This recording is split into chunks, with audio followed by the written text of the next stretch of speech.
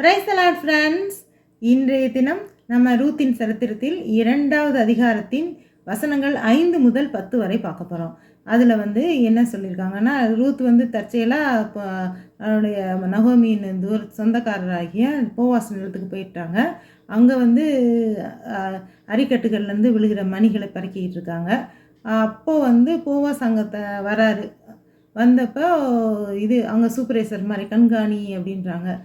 Supervisor அந்த அரிக்கட்டு வேலை செய்கிற பெண்களை அவங்களெல்லாம் கவனிச்சிக்கிற கண்காணிகிட்ட கேட்குறாரு, யார் இந்த பொண்ணு புதுசாக இருக்கே. அது ஆக்சுவலாக அந்த பிறக்கிட்டு ஒரு ஒரு ரெஸ்டிங் பிளேஸ் இருக்கும் போல். அந்த ரெஸ்டிங் பிளேஸில் அவங்க வேலை செய்கிற பெண்களோட உட்காந்துருக்காங்க. இந்த மாதிரி புதுசாக இருக்கே அப்படின்னு சொல்லிட்டு கேட்குறாரு. கேட்டவுடனே இது நகோமி இதில்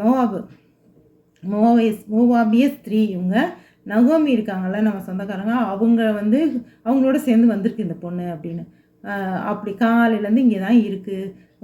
இதெல்லாம் பறக்கிட்டு வெயிலில் அது பாடுக்க கோதுமை மணி பறக்கிட்டு இருக்குது. இப்போ தான் உட்காந்துச்சிங்க அப்படின்னு சொல்லி சொல்கிறாரு. சொன்னோடனே அப்படியா அப்படின்ட்டு அந்த பொண்ணை கூப்பிடுறாரு. இவர் போவாஸ் கூப்பிட்டு, நீ எங்கேயும் அவருக்கு தெரியுதுல்ல நகோமியோட சொந்தக்கார பொண்ணு. சரி, அவங்க வீட்டு சொந்தக்கார பொண்ணு நகோமியோட வந்த பொண்ணு. அதனால நீ வேற எங்கேயும் பிறக்கிறதுக்கு போக வேண்டாம், இங்கேயே இருந்துக்கோ. இங்கேயே சிந்தின மணிகளை பிறக்கிக்க. வேறு வயலுக்கெல்லாம் போய் தேடி போக வேண்டாம். இங்கே யாரும் உன்னைய கண்ட்ரோல் பண்ணாதபடி, உன்னைய விரட்டாதபடி நான் சொல்லிடுறேன்.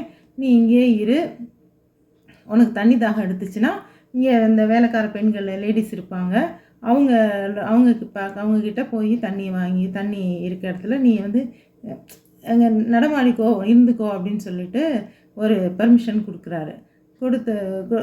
அதுதான் இந்த 4 வசனங்களில் சொல்லப்பட்டிருக்கு.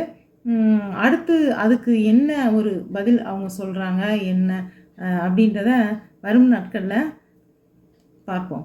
அல்லேலூயா.